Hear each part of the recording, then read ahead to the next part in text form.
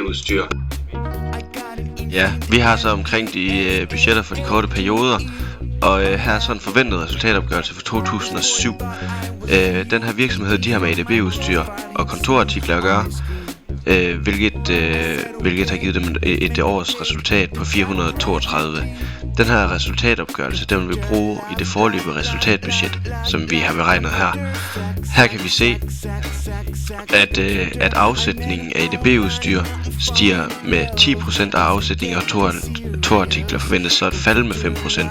Det kan vi se i nettoomsætningen, som vi har taget over fra resultatopgørelsen, og dermed har vi så ganget med 10%, eller lagt 10% til ved EDB-udstyr, hvor vi ved kontorartiklerne har trukket de 5% fra. Kostpriserne på EDB-udstyr og kontorartiklerne, de forventes begge to at stige med 4%.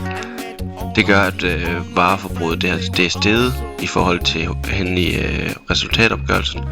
Det har givet et højere vareforbrug, og dermed har det gjort, at bruttofortjenesten den er blevet større. Så har vi en provision i procent af omsætningen, som forventes at udgøre 5%. Det vil sige, at vi har taget 5% ned i salgsprovision her, i forhold til netomsætningen i de begge to. Og det har så givet en salgsprovision på henholdsvis 484 og på 342. Så får vi et dækningsbidrag her, og så har vi de salgsfremmede omkostninger, som udgør det her, og det giver så et markedsføringsbidrag i alt på 3.693. Så har vi så et foreløbigt resultatbudget for 2008. Her tager vi vores beregnede aktivitetsbudget heroppe, og det er sådan set de samme tal, vi har her, som vi også bruger hernede til helt ned til markedsføringsbidraget. Så tager vi så de kontante kapacitetsomkostninger, dem tager vi over for resultatopgørelsen, og de forventes så at stige med 5%, så derfor har vi tillagt 5% hos de kontante kapacitetsomkostninger, og det giver os et indtjeningsbidrag på 1.173.000 kroner. Ja, så skal vi så videre til vores lønsomhedsberegninger. Den her virksomhed, de vil lave en reklamekampagne. Og her kan vi så se et forslag A, der vedrører EDB-udstyret, som vi har talt om. Her er budgetudkastet for 2008, som I kan se med omsætning og helt til markedsføringsbidraget. Det vil vi så se, om det er lønsomt for den.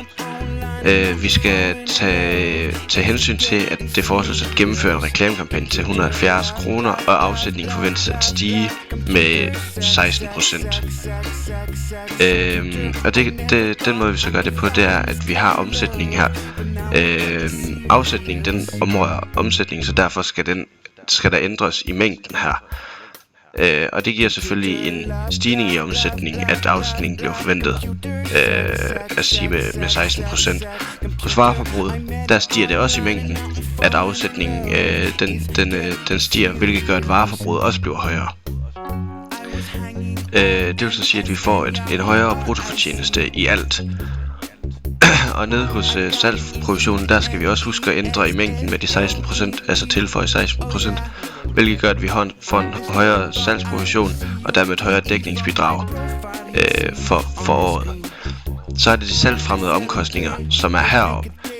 De stiger med 172 kroner, og derfor bliver det tillagt 172 kroner til de salgsfremmede omkostninger.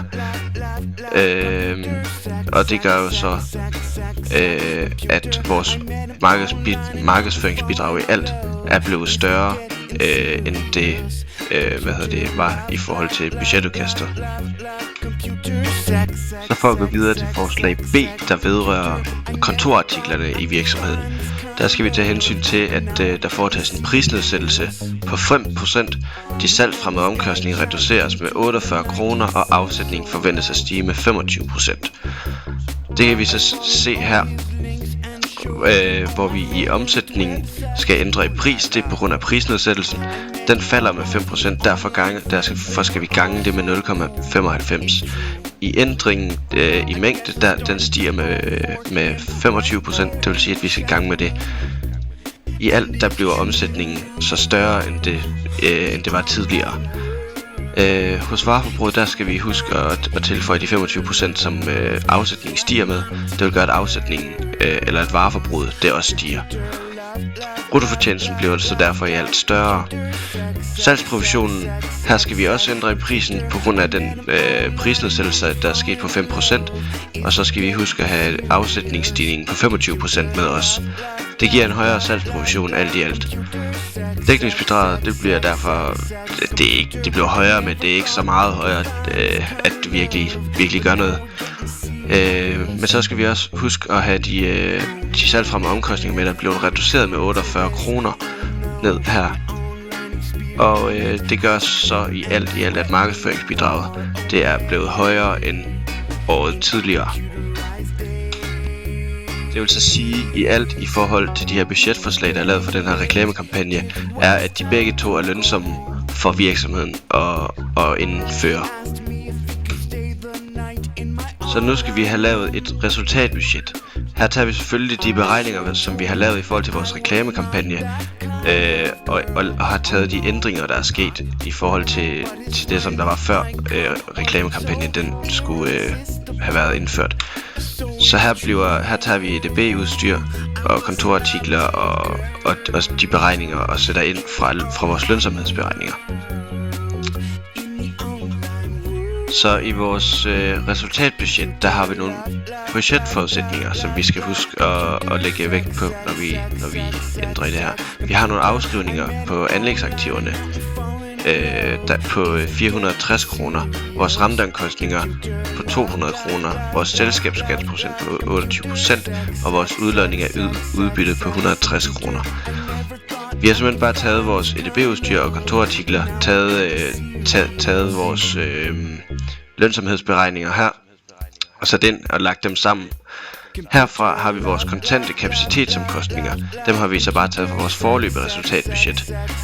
Dermed så får vi et indtjeningsbidrag på 1466. Vi har så fået at vide, at vores afskrivninger ligger på 460 kroner. Dem sætter vi ind, hvilket gør, at vores resultat for renter ligger nede på 1006 nu. Vi har så nogle renter og renteomkostninger, som også er opgivet op i budgetforudsætningerne. Dem lægger vi ind her og gør, at de falder med yderligere 200 kroner, så resultat før skat bliver 806. Vores skat af årets resultat, det er så de 28% af resultat før skat, der er taget for det. Og det giver os et års resultat på 581. Og så i forhold til vores års resultat, så har virksomheden så foreslået og fordelt det sådan her. Deres udbytte på 160 kroner, som vi også får oplyst op i budgetforudsætningerne, hvor vi har reserverne, og det skulle så give årets resultat i alt, og det gør det. Så det stemmer perfekt. Så skal vi så hen i vores kvartalsopdelte resultatbudget. Det har vi gjort meget enkelt. Vi har blot taget vores nettoomsætning i alt over fra vores resultatbudget, og så har vi simpelthen divideret med 4. Og det har vi sådan set gjort hele vejen ned med både vareforbruget, bruttofortjenesten, salgsprovisionen osv. helt ned til resultat før skat. Så det er sådan set ikke det store, der er lavet her, udover at de blev delt op i 4, alle vores tal.